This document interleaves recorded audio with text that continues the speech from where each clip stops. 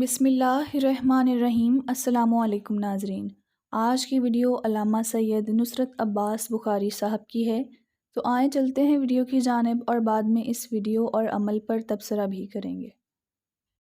ہدف نہیں ہو، سٹیبلٹی رکاوٹ نہیں آ سکتی۔ اب آپ گھر سے نکلے، آپ کا ہدف ہی کوئی نہیں ہے، آپ کبھی ادھر چلے گئے، کبھی ادھر چلے گئے، کبھی ادھر چلے گئے، واپس آ گئے، کچھ بھی نہیں ہے، ہدف ہی نہیں ہے زندگی میں۔ ہدف کیا ہونا چاہیے؟ خدا بولیں جی میں تو پڑھ رہا ہوں، پڑھائی میرا ہدف، یہ میرا ہدف ہے۔ وہ یہ دیکھیں، یہ دنیا کے جو سسٹم ہے یہ بہت اچھے ہیں، ان کو آپ نے اور بہتر کرنا ہے، اس کی کونسلنگ کریں، بہتر سے بہتر اپنے آپ کو آگے کی طرف بڑھے، لیکن اصل مقصد بندگی ہے۔ ہو سکتا ہے آپ اپنی جوانی میں دنیا سے چلے جائیں تو آپ خدا سے کیا بولیں گے؟ پروردگار تو نے تو مجھے موقع ہی نہیں دیا، میں بوڑھا ہوتا تو تیری بندگی کرتا، ابھی تو میں جاب کر رہا تھا، ابھی تو میں یہ کر رہا تھا۔ ایسا نہیں ہے جان محترم، کربلا ہر لمحے میں بندگی ہے، بچہ بھی ہے تو بندگی ہے، بزرگ بھی ہے بندگی، اصل ہدف بندگی ہے۔ اس بندگی کے لیے میری کوئی پلاننگ ہے یا نہیں ہے؟ قرآن یہی دعوت دے رہا ہے کہ تم بندگی کی طرف بڑھو، عبودیت کی طرف۔ جب تم بندگی کی طرف آؤ گے تو خدا تمہارے سامنے کائنات کو مسخر کر دے گا، کھول دے گا۔ جب تمہارا ارادہ قوی ہوگا، مضبوط ہوگا، تو خدا تمہارے لیے بند سے بند دروازے کھول دے گا۔ جوانی، حضرت یوسف، 7 دروازے بند ہیں، سامنے زلیخا ہے، زلیخا اپنا تقاضا کر رہی ہے۔ وہ مصر آسان نہیں ہے، مصر کا وہ دور، اس میں زلیخا کا کردار، اور اس میں 7 دروازے بند، زبان زد عام پر زلیخا کی زیبائی اور حسن اور جمال لوگوں کو پتا تھا، 7 دروازے بند ہیں، مگر حضرت یوسف نے اپنی عین جوانی میں کہا پروردگار تیری پناہ چاہتا ہوں۔ تب اللہ کے وہ نبی ہیں تو کیا کہا؟ یوسف گھوم جاؤ، بند دروازے خدا نے کھول دیے۔ اگر ہم بھی خدا کی خاطر اگر کسی گناہ سے نگاہوں کو جھکا لیں تو خدا ہمارے لیے بھی بند دروازوں کو کھول دے گا۔ جوان خوب اپنے آپ کو پہچان نہیں رہا، کیونکہ اس کا مقصد نہیں ہے، ہدف نہیں ہے، وہ بیٹھا ہوا ہے، رات کو بیٹھا ہوا ہے، رستے میں چل رہا ہے، بیٹھا ہوا ہے، کبھی انسٹاگرام ایک ختم، دوسرا ایک، یہاں رہتے ادھر دیکھنا شروع کیا، ادھر دیکھنا شروع کیا، یوٹیوب، فیس بک، وہ تو مصیبت ہے بھائی، یہ تو تمہارے کردار کو کھا جائے گا، برباد کر دے گا۔ آج کا جو ہائبرڈ وار سسٹم ہے، یہ تو جس طرح مچھلی کے لیے کانٹا ڈالا جاتا ہے، اس سسٹم نے کانٹا ڈالا ہوا ہے۔ ایک دفعہ آؤ تو صحیح، کلک تو کرو، پھر دیکھو میں تمہیں کہاں لے کے جاتا ہوں۔ وہ کیسے بچیں گے؟ جب آپ اپنی زندگی کی ہدف بندی کریں گے۔ اتنے گھنٹے سوشل میڈیا ہے، اتنے گھنٹے کتاب پڑھنا ہے، اتنے گھنٹے ایجوکیشن ہے، اتنے گھنٹے ماں باپ کی خدمت کرنی ہے، اتنے گھنٹے گھر میں ٹائم دینا ہے۔ زندگی کا ہدف ہونا چاہیے۔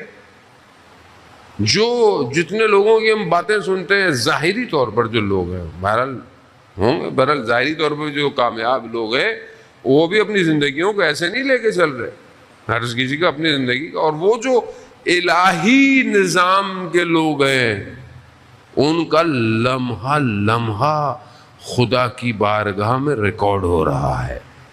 لمحے کے لیے غفلت نہیں کرتے، یہاں ذرا سی غفلت ہوئی شیطان نے دبوچ لینا ہے۔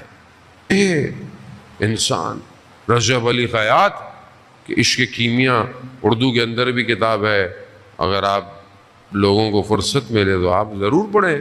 رجب علی خیاط اپنی جوانی ہے، خیاط ہیں، ٹیلر ہیں، گھر میں کوئی نہیں ہے، کوئی خاتون ہے، انہوں نے تقاضا کیا کہ کوئی بھی نہیں دیکھ رہا، انہوں نے کہا میں دروازہ بند کرنے جاتا ہوں۔ دروازہ بند کرنے گئے خدا سے سودا کیا، خدا کوئی نہیں دیکھ رہا، میں تیری خاطر دروازہ کھول کر باہر جا رہا ہوں، تو میری خاطر کیا کرے گا؟ بس یہ کیا، اللہ نے عالم غیب کا پردہ ہٹا دیا۔ ہدف امام حسین علیہ السلام نے چھٹے معصوم فرماتے ہیں کہ ہمارے جد نے دشمن پر ظاہری کامیابی کے بجائے خدا کی ملاقات کو اختیار کیا ہے کہ میں خدا سے ملوں، بے شک میری گردن کٹ جائے۔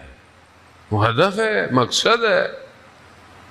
وہ یہاں رجب علی خیاط کو اتنا سب کچھ کھل گیا کہ کوئی اگر آ کر اپنی مشکل بیان کرتا تھا تو اس مشکل کی وجہ کیا ہوتی تھی رجب علی خیاط بتا دیتے تھے۔ نجف جب جاتے تھے امام کے حرم میں مولا امیر کے، تو یہاں امام سے سوال کرتے تھے تو اندر سے جواب آتا تھا۔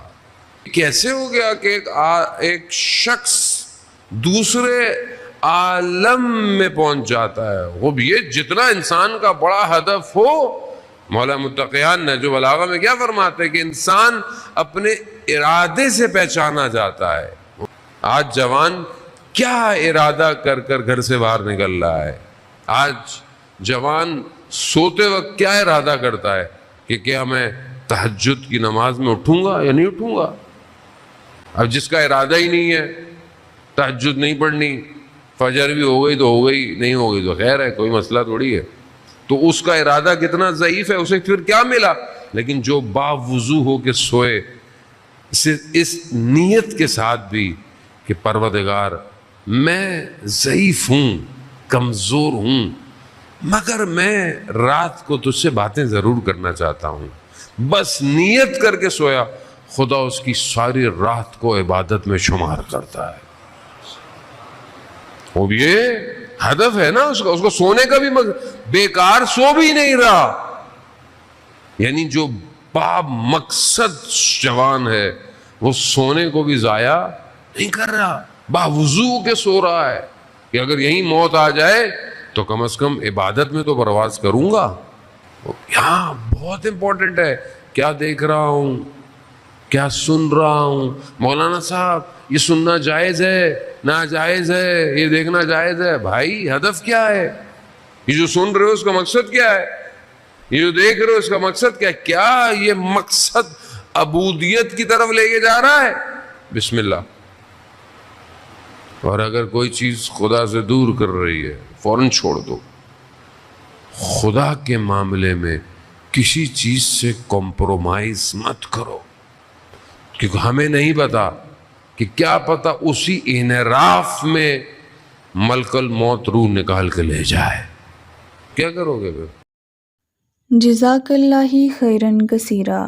آج کی اس ویڈیو میں علامہ سید نصرت عباس بخاری صاحب نے انتہائی معتبر انداز میں گفتگو کی ہے، اور ساتھ ہی ساتھ کچھ ایسے مختصر سے اعمال بتائے ہیں کہ جن کو ہم اپنی زندگی میں اپنا کر بے شمار فائدہ حاصل کر سکتے ہیں۔ جیسا کہ مولانا صاحب نے بتایا کہ معجزے دنیا میں ہی ہوتے ہیں اور اللہ پر یقین ایک لازمی شرط ہے۔ معجزے ان کے ساتھ ہی ہوتے ہیں کہ جن کا یقین کامل ہو۔